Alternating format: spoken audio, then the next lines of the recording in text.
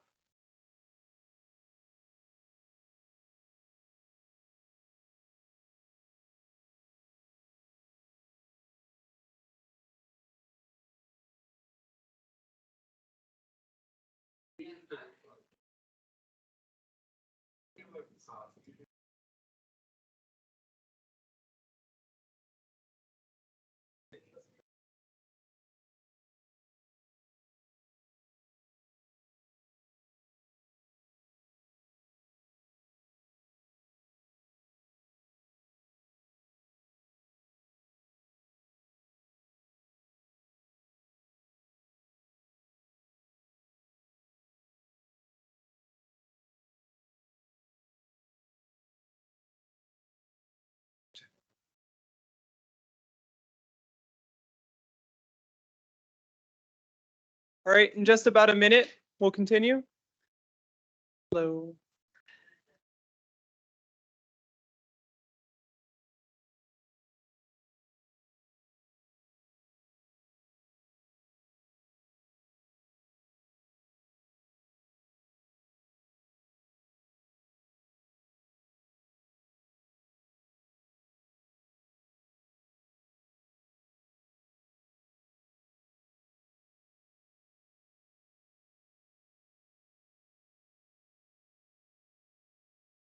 Thank you all very much for your diligent attention to the task. Then move on to the next part of the presentation, which keeps in mind the ideas that you guys had. I'm going to ask you to share them with me in just a moment. So this is an abridged version of a definition of educational accessibility provided by the DOJ and the DOE in a joint letter. Would anyone like to read it out for me? Go for it. I'll read it out. Justice, investing in educational.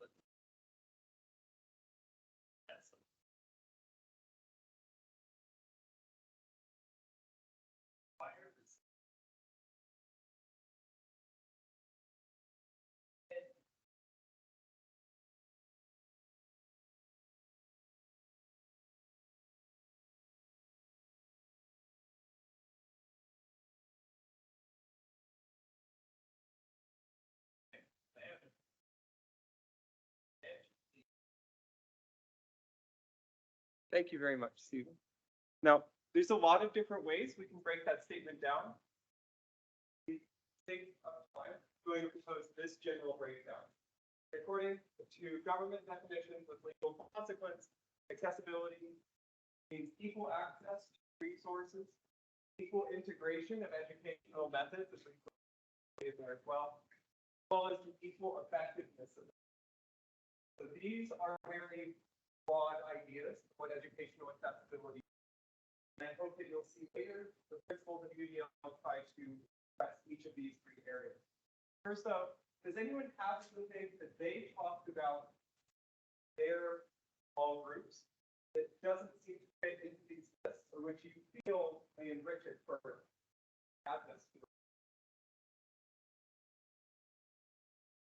Anything that you would like to share?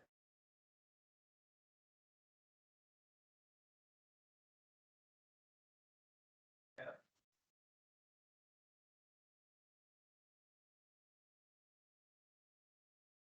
Ability to participate. Okay. So yeah, but at the same time, it's worth pointing out specific details, right? So full ability to participate. Anyone want to add a number 5?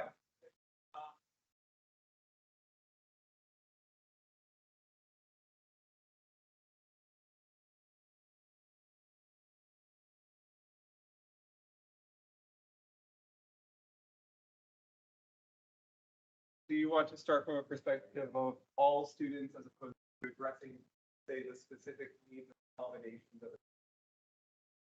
Okay, great. I mean, obviously that would still be a part of it, but from a philosophical perspective, we're thinking about the larger picture of accessibility. So I'm going to say big picture, all students will be able to statements. Okay, I'll take one more if anyone wants to share.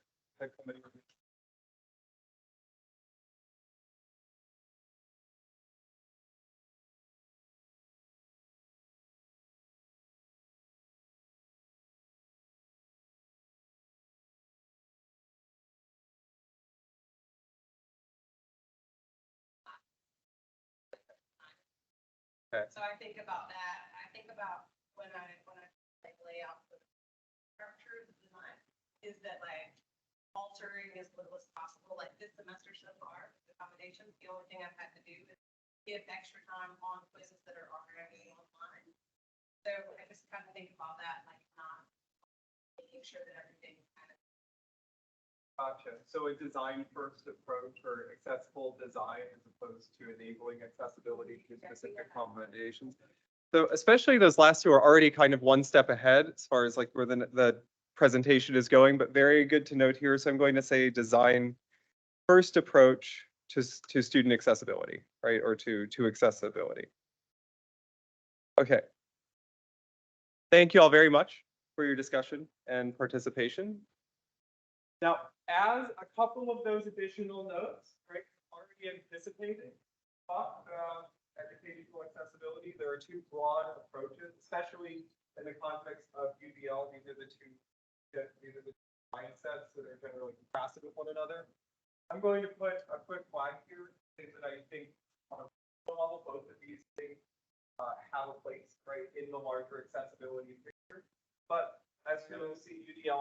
particular, aim towards one, you can probably guess that that's going to be designed. But an accommodations approach to accessibility is one that offers changes to the course or mandates changes to the course on a student per student basis, depending on that student's specific needs.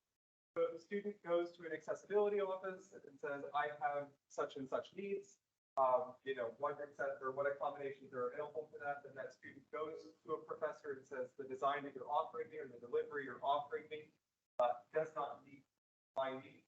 Here's an accommodation that, that is an accommodations approach to accessibility. Design, on the other hand, is what was just brought up in the last comment, right? Design is more focused, a design approach to accessibility is like, okay, if we start from the fundamental course design itself, how I deliver it, how it's organized, I have the opportunity to minimize the need for accommodations to the greatest extent I'm capable of, right? I can say, okay, these are the variety of learnings, well, not learning styles, I use that in a general sense, not necessarily the three learning styles we use, but there's a variety of learning styles, a variety of things that we respond to. How can I design my course such that all of those are catered to, or at least the greatest number possible. UDL, if you take nothing away from this, UDL is a design approach to accessibility. While there's obviously more specific stuff than that, that is the basis from which it proceeds. The idea that you can create a universal design for education, right, that minimizes or completely eliminates the need for accommodations. Now, according to UDL's own documentation, it's best defined as a framework to improve and optimize teaching and learning for all people. So something to notice there, right, that in its own definition of itself, it is not saying UDL is a tool for improving accessibility. Now, in practice, as we go through these guidelines, as we talk a little bit about its structure, I think you'll see the ways that it serves the end of accessibility. It is, in fact, designed with that in mind. Certainly what it grows out of, universal design itself, is an accessibility first mindset. But the overall goal of UDL is to improve the learning process and the teaching process such that everyone ends up in a better position overall. Now, I'm going to go back here for a second.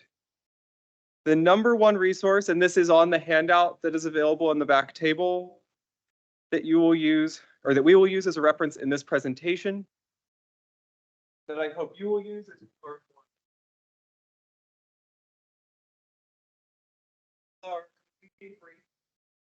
they're structured as a grid. We'll talk a little bit more about how to use these in a practical sense and to further your own education. But you can see here that in general, it breaks down the various interventions and concepts that it recommends into three categories. A quick side note, there is an element of, how would you put this? Conceptually, right, and in the foundation of its resource, UDL tries to incorporate neuroscientific concepts and topics, right, to provide a kind of, bioscience or neuroscience basis for its ideas. I do not have the expertise required to comment on the specific validity or applicability of those, but as you go through the Universal Design for Learning, you will see a lot of references to that, including representation you see here. I won't be able to talk about that in more detail right now because I lack that expertise, but just something to note.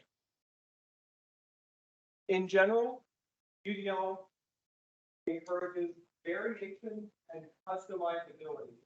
To think about those two concepts in particular in the areas of how students engage with the content, how the content is represented, and how students act and express in response to the content. This is also sometimes lumped into the category of assessment, right? So we'll discuss some specific examples of how how variation and customizability can be encouraged in these areas. But for your own reference, you can move down this grid, like going down the UDL guidelines to see specific ways that each of the three goals can be pursued. And beyond that, specific interventions and concepts, right, that are recommended in each of those specific ways. So for example, if you want to provide options, which is to say increase variability in recruiting interest, you can go to that section, click the title, and then see various checkpoints, right? Basically individual pages, topic pages that address that particular need. So you can say, how do I want to minimize threats and distractions in order to improve variation and engagement? Yes? Yeah, absolutely.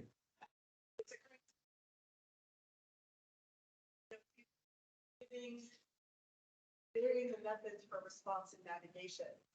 That seems like that definitely starts to intersect with programs and what their learning objectives are. I mean, I'm thinking of our biology program, and I know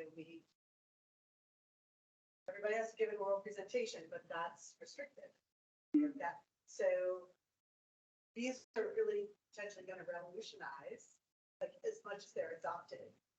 This is kind of a gateway to revolutionizing maybe the way the standards have always been. Like, I mean, this is really powerful that way. Yeah, absolutely. Although I will say something, we'll talk about this a little bit later. Something I really want to do in this presentation is address, potential barriers and perhaps the intimidation factor of tackling some of these areas of variation and customizability. Oftentimes you can achieve success in one of these checkpoints or in one of these areas of interest with a subtler intervention than you might otherwise consider. So when we talk about something like providing various alternatives to group work, right, which is something that's very frequently recommended in the active and expressive category, often people say, well, does that mean I need to design an entirely separate assignment for people to feel? But in fact, you can offer multiple avenues to find specific roles that students can, perform in their groups, ways of engaging in the context of an assignment that's ultimately relatively the same at a high level.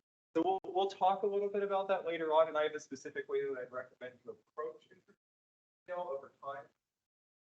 The overall response here is that I think you're right that this could be very revolutionary, but I don't want people to feel as though the only option is revolution, and if you fall short of that, that this is all a waste of time. UDL is something that can be introduced gradually and learned about and applied, to the extent that you have bandwidth for it. So we'll come back to guidelines a little bit later on, but I want you to note that this is kind of the master document that I would like you to refer back to as you're going through your universal design for learning, education. Okay. Coming back here. We've already covered most of what we have here. Something I would like to linger on for just a second. Note that these three areas, engagement, representation, and assessment, do not necessarily overlap with or do not necessarily correspond to the three areas here. I don't think the ways that together they kind of cover the same territory, right? You're interested in how people are going to look at their resources. You're interested in, people's learning outcomes being relatively the same. The two things, while not corresponding one-to-one, certainly seem to be addressing the same set of principled concerns. Okay. Now, the big question in the room, and something that I always like to talk about when we talk about stuff like this, does applying UDL principles work? And I think a more specific question is, does implementing the concepts and interventions that UDL recommends actually lead to better student achievement? Before I talk about these in more detail, one thing I want to note is that none of these studies, to the extent that I know, or none of the UDL research that I've seen so far specifically and empirically looks at UDL's effect on the achievement of students who have identified the need for accommodations. All of these are looking at overall student achievement in various contexts. Now, given that a lot of what UDL covers, being concerned with representation, the representation content, ways students interact with assignments, given that a lot of that seems directed right at the same variation in need, accommodations. I think it's a decent working hypothesis that whatever positive effect is seen. That's not been specifically investigated in any meta-analysis or specific study that I've encountered. I think the overall trend for research on UDL is that as further empirical, research has been done in the last few years, there's been mounting evidence for a positive overall effect on student achievement.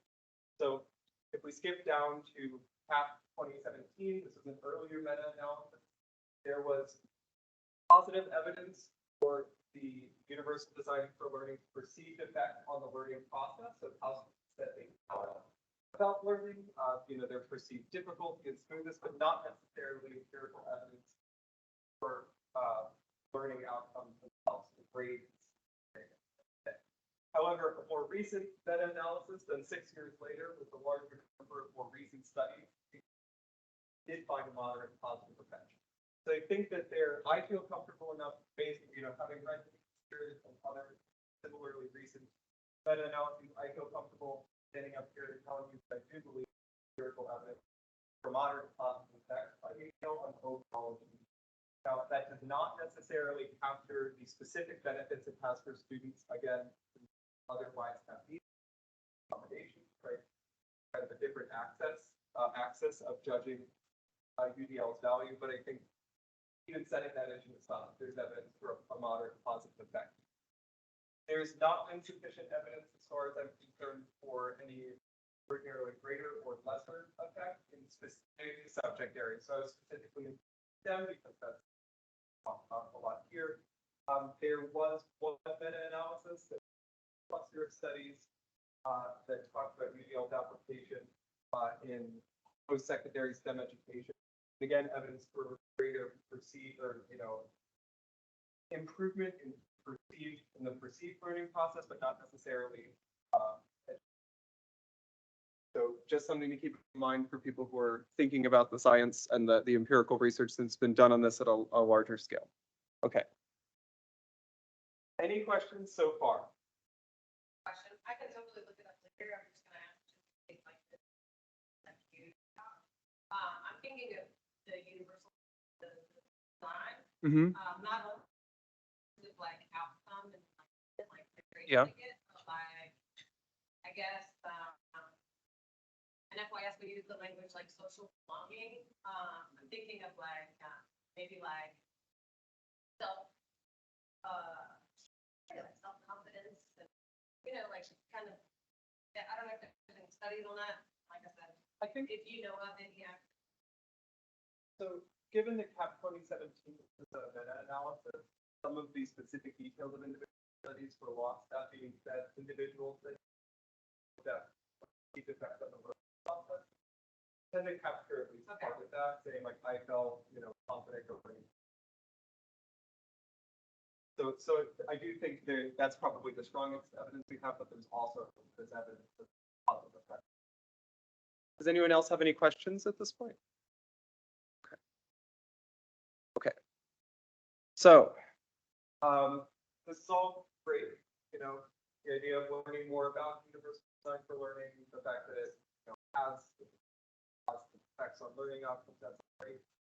However, on a personal level, when I work with professors one-on-one and I talk about accessibility, right, specifically, of course, here in the context of Canvas courses or using certain software, I often encounter not necessarily pushback, but a certain amount of nervousness, right? I think, a lot of that nervousness is not in our specific setting. Hills 2022, this is an individually limited survey, did a survey of accessibility related and teaching related professionals at a Canadian college campus and analyze those surveys to identify specific perceived barriers in the implementation of UDL. This is not all of them. I think these are the three that I notice most often in my conversation. Here, another context where I talk about inconsistent understanding and implementation of UDL across the campus community. Time and workload constraints is a very, very big one, as well as resources. do these sound familiar to anyone in this group?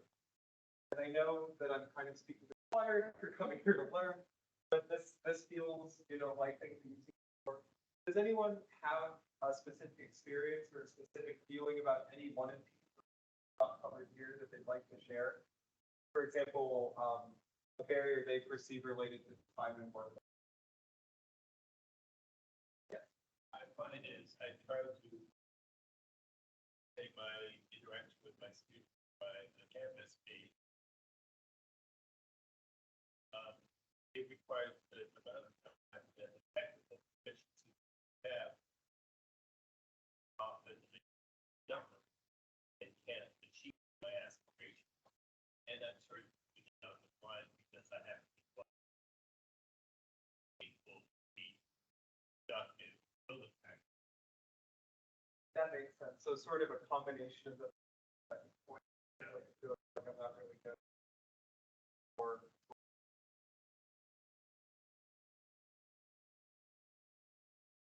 Yeah, I was gonna say, I find with the time workload constraints that I'm finding a lot of trade-offs.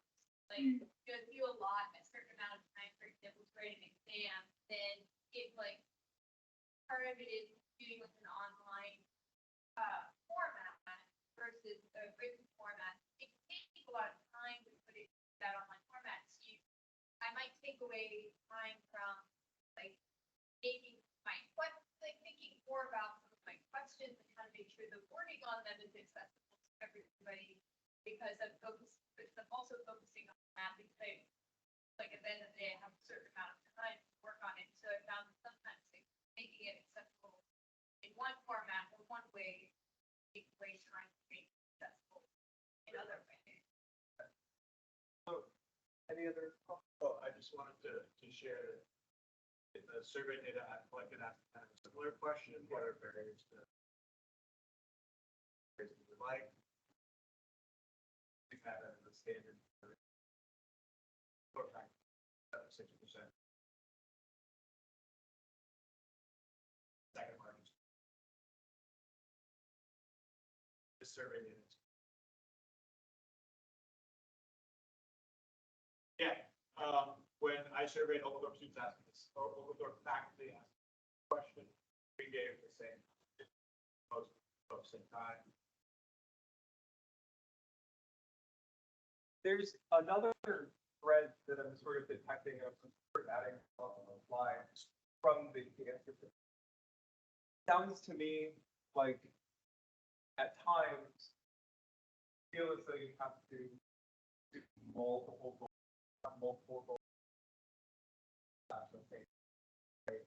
And so attempting to do one accessibility intervention, you end up thinking about a number of other potential accessibility.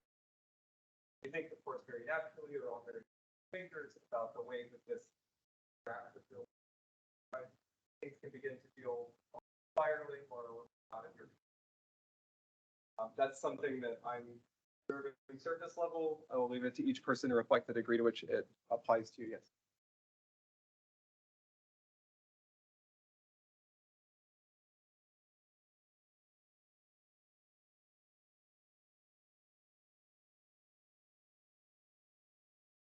It's that difficult. Thank you. Yeah. All right. So the antidote that I would like to recommend is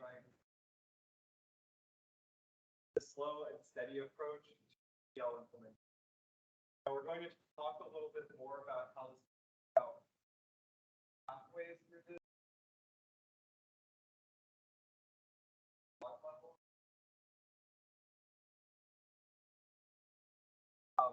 The general idea here is that on any accessibility mention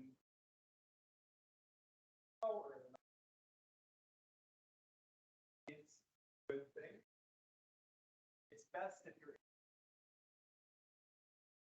oftentimes, this is another thing that I've noticed in my discussions with campus, and it's very easy to accessibility conference and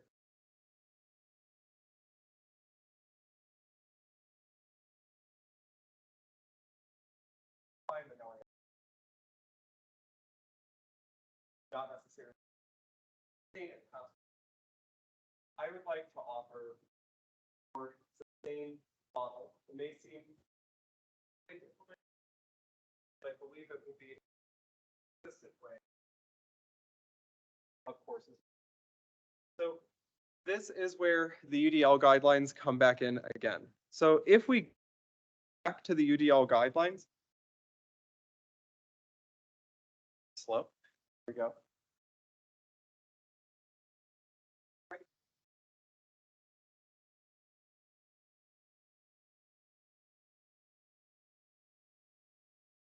From another perspective, this is a set of discrete goals. Okay?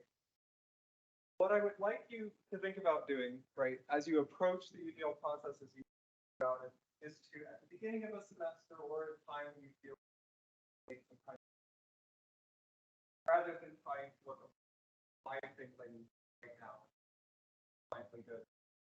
Consult the UDL guidelines.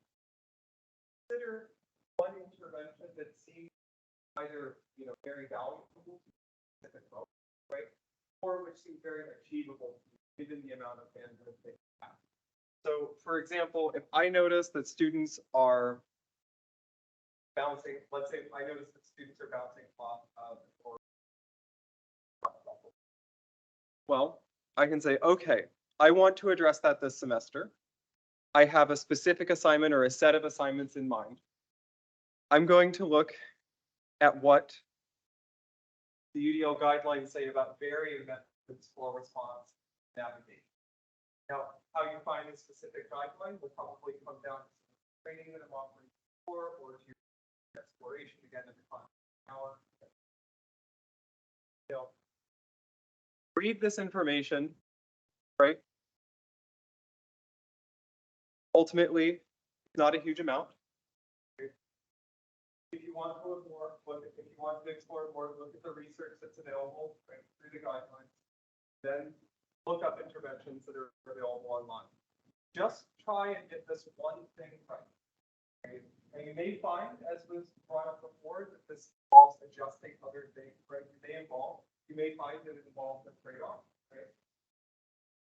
But if you try this one thing, right, and by the time the semester ends, you'll be in a position to reflect on your intervention and decide whether or not it's something sustainable, right? Or otherwise figure out a way to do it in a more. Now, I know that this sounds like a very slow way to approach this, but again, the most important or the most successful intervention you can make from an accessibility perspective is the one going to be consistently applied and thoroughly applied. If we refer back to, let's see, we will go back for one slide.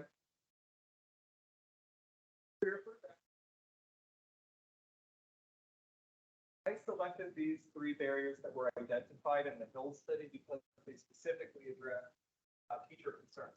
But there were actually 7 or 8. One of them actually had to deal with student feelings regarding accessibility. So remember, UDL is a design-based approach, right? Our idea, the idea with UDL is that we're going to minimize the need for accommodation-based. One of the main barriers that were identified in the study was student nervousness at the potential minimization or marginalization of accommodation-based intervention. Now, I can only speculate on where those feelings come from, but I suspect that part of that is that the students know that they can't really rely on their accessible time. That's for a number of different reasons.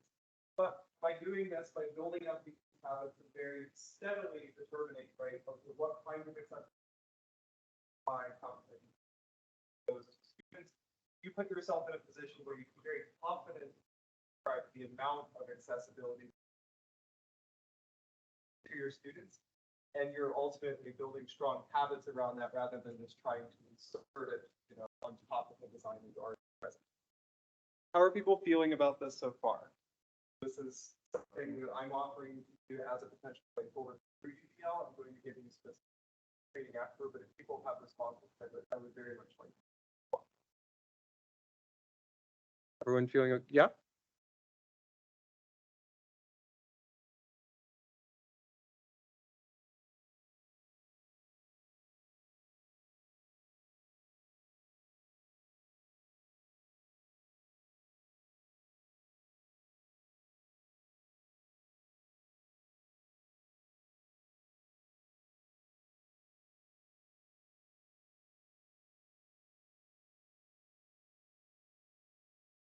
Or when you say, UDL learning platform, you mean, sorry, I want to clarify what you mean there.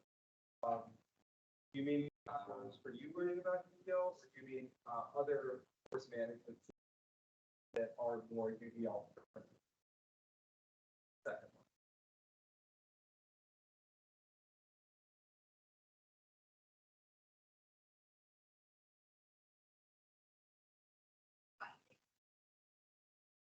But it's there with self.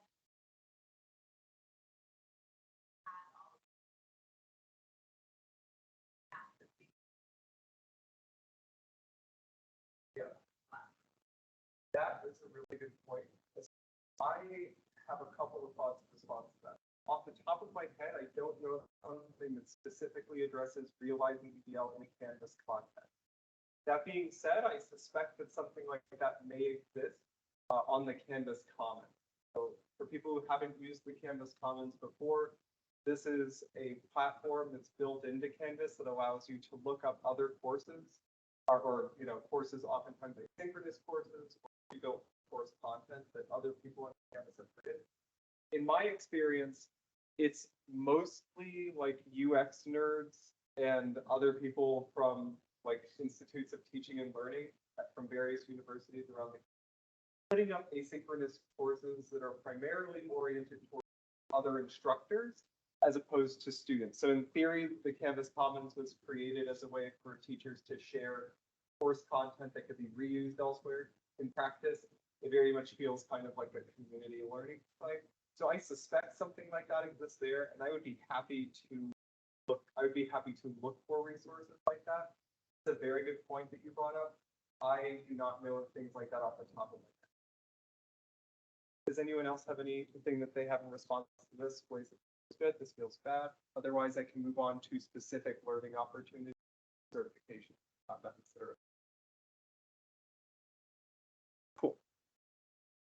Before that, just a quick conceptual divide that I want to put in people's heads as they're considering what kinds of interventions to make. This is something that I'm introducing that I found in the theory field, but I think it's probably something to be reflected elsewhere. Find that as we go through for learning, the interventions that broadly fall into one of two categories. The first of these are technical interventions, right, that require learning a new technical skill, right? Learning how to use learning software for doing characters, learning how to use Perusall in the past couple of semesters. You'll find that that is not necessarily an accessibility intervention, it is a technical skill to learn. Learning how to create proper alt text, learning how to properly flag links, learning how to properly embed documents and web pages. These are all accessibility relevant things. Completely, great things to learn how to do in the context of principles in class that tend to require more time to learn and are less challenging to the course design overall, right? On the other hand, there's more structural interventions that have more to do with course design, more to do with theory. I think in selecting what specific goals you want to achieve, how you want to achieve, you're considering which of these two want to learn a new skill, or do you want to try something new and perhaps a little scary with your course? That is often the trade-off you'll be making as you go through the UDL implementation process. So let's get down finally to brass tacks and talk about specific training opportunities. As you start, you may find yourself just looking up UDL training online. There are a huge number of training opportunities online, and most of them cost way too much. For my money, or rather my zero money, I think the best intro courses that are currently available are hosted directly on a website affiliated with the creators of the Universal Design for Learning. So for a little bit of context, Universal Design for Learning was created by an organization, CAST created a subgroup that specifically focuses on training and certification called Learning Design. Learning Design, in cooperation with the Los Angeles County Office of Education, say that fast, created 2 free courses available entirely asynchronous, one of which could be completed like under 60 minutes. So this will take a lot of the overall concepts that I've introduced today and give you a much more specific, right, and deeper engagement with walking through guidelines, especially. Just to give you a sense of what these look like, we'll look at UDL under 60 minutes. This is directly on CAST/Learning Design's website, so it has their approval.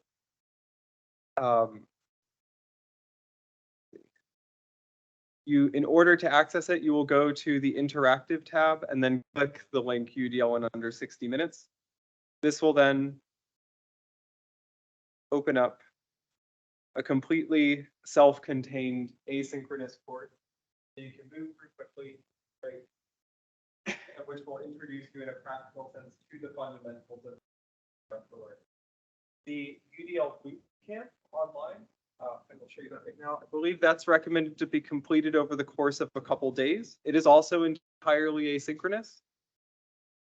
We'll bring that up really quick. UDL in under 6 in UDL Bootcamp online. This is a nice additional stepping stone, right, to the UDL in 60 minutes training. If people want specific, right, if people want the links, they're available on the GitHub in the back, or send them via email. Now, these two lessons, right, are completely free and are very, very useful in my experience. That being said, they do not provide a specific certification or assessment, right, in themselves. Last spring, let me pull this up. Last spring, the Strategic Initiatives Subcommittee of the DEI Task Force received a $6,000 Strategic Initiatives grant to fund certification in universal design for learning. Looked at a number of different options for this. I think the best option available is the option offered through Learning Designed. So they offer, not showing up. There we are. They offer 3 different certifications, right? These do not necessarily build off of one another. They're essentially 3 different levels of engagement with UDL principles at different times. The bootcamp in under 60 minutes prepares you entirely for the first credential. Right here. Do that 60-minute course, take that first credential, have a good foundation in UDL, have a full credential, and have a user. We are currently, we currently have an arrangement with Learning Design that allows us to purchase essentially coupons using the grant money that we can provide to up to, of course, the $6,000 limit. If anyone is interested in further training in this area, either use the link on your use this QR code. All this is going to do right now is have you report an email address, right? Basically provide an email address. Once we finalize details with Learning Design, we'll reach out to the email in order to determine what kind of service we're going to receive out of the 3 options here. And we'll walk you through that process. This should be fairly smooth. There's been some slow communication between us and Learning Design, but it seems as though this should go off without it. So this is the primary training and certification offering that we are endorsing. Does anyone have any questions about it? All feeling good so far? Okay. Then that is essentially everything I have for you today. Again, I wanted to provide kind of a soft introduction to this. I'd be more than happy to talk about specific questions you have about UDL or otherwise answer. Yeah. I just want to shout out. I saw one of the things was like having your lecture recorded. Yeah.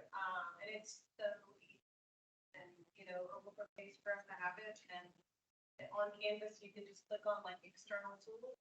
And I don't think it's easy. you click on external tool, then you click on VoiceThread, and there's like a prompt to create it in VoiceThread, and you click on that. And it's even gotten better since the last couple of years, like this, they just updated it again the first of the year, where now so like students can create videos to comment on your video, which is great, because it's like, for me, it's if in this class or something, they have a discussion outside of class and they can get information. But now when they even like, they can comment on each other's video, that it just like, it creates this thread instead of going to visual slides. I don't know. It just keeps getting better, and I'm technology. So, I say it's definitely need to be used, so, yeah. So, I see some of the barriers having to do with the spaces and students, that prevents certain things. Yeah. Because, if someone is mobility impaired, or, I don't know, it's just, our spaces are shoehorned in there so that, and not all the classrooms really fit easily. I mean, the labs in CCSI are all ADA, but honestly, that's invested by me, and when I have 24 kids, I actually great, in terms of that access. Yeah. So I guess it's a comment, but it's also a question, because I think there are some things that we do and adjust in spaces that were taken out. Yes. Ultimately, my approach to this and the kind of advice that I try to provide related issues is, again, that any kind of intervention is a positive thing, it's a positive effect. There are certain things that require more structural change, or otherwise change alternative avenues. Your own course design. That's again why I signposted earlier that I think that there's room both for a design-based approach, accommodation-based approach, accessibility. Not only because again students have, or it seems based on the whole study, have some trepidation about the thing accommodations or frameworks, but also because ultimately we are in imperfect spaces, right? We are working in imperfect systems. Specific interventions, whether it's to the system itself or to accommodate this situation that's incompatible with the physical creative spaces that we have. Sometimes that's just necessary. So it's my hope that you can use UDL as a resource to figure out what we can do sustainably given the current circumstances. Perhaps also as a way to structure and communicate larger accessibility in this space. Let's say an IT or facility, but ultimately, We'd love for this conversation to happen with the Board of Trustees. yeah. Because I don't know about you all, but we all do what we can, and I'm getting a little tired of wearing the hero's cap at the time, the hero's cape. This kind of stuff, and we're gonna have a strategic plan, and I'm not saying this to you, Derek, I understand. But we have embraced this as part of our strategic plan, Mhm. and it seems like that's where we should be going, to make an institution-wide commitment, so that we don't all have to be scurrying in our own little hovel, trying to make wisdom or whatever.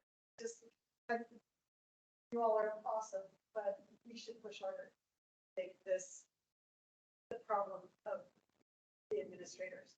I think that would be great.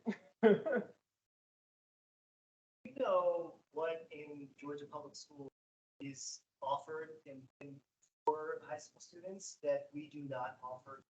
I don't know that off the top of my head. I will say that in the higher ed focused UDL research, or like research on UDL's effects, that I looked at in preparation for this presentation, there were several references to a general, I guess the best way I could put it is a general feeling. The K through 12 institutions had embraced UDL to a much greater extent, and then some of the friction that students experienced into the higher ed setting was the comparative lack of accessibility-based design that was present in the higher ed classroom. That being said, that wasn't something I looked at specifically, so I don't know what. It does seem to be among UDL researchers, it does seem to be the general feeling that K-12 provides more accessibility focused design from the outset, but I couldn't. Yes. My brain is very busy right now. What I find in my mind when it comes to ability, in my mind, I'm trying to figure out on the spectrum, part of the education process is making students. And so, at one point, it was just creating that space. And at one point, the need for alternative options. I would love to do reading, figure out how to assess that at a more general level for class. That's really interesting. I'll say that it's something that has come up in a couple of conversations I've had with various professors. The worry. So this often comes up when I work with a professor to help them implement a student accommodation. So not necessarily trying to make more accessible course design, but just figuring out how to realize an accommodation environment. And there's sometimes a worry that the accommodation represents like providing easier options. I think ultimately, a lot of those worries are a little unfounded, but also there is a kind of like, there's a needle you have to thread, right? Between just providing an outright easier option that make it a pathway and actually identifying like two pathways of equivalent value, right? That simply work better with one student. I'll say that I gained a little bit of insight into how to do that, but it's not necessarily covered in balancing. You deal with the foundation with the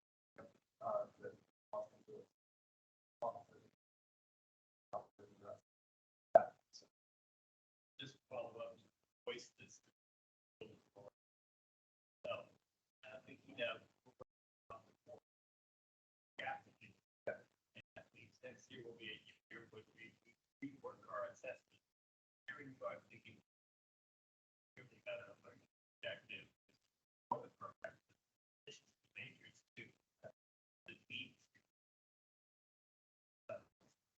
Bit outside from after the bar. Historical boxes. And thinking of things like the e-portfolio. Yeah. What does that enable as needs of coordination? I think it is very interesting. Well, I was just gonna respond to Steve.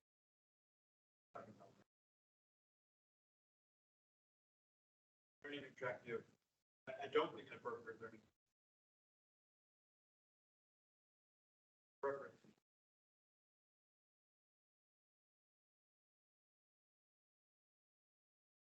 Then the good principle given.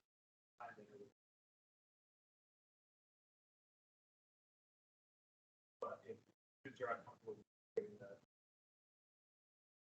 Objective. My kind of.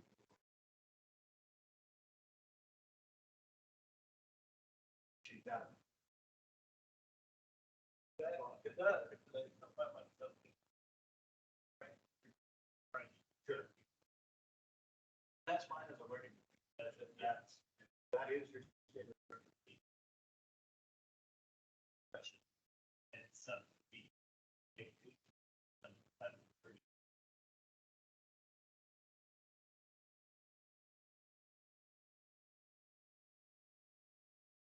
Any other questions?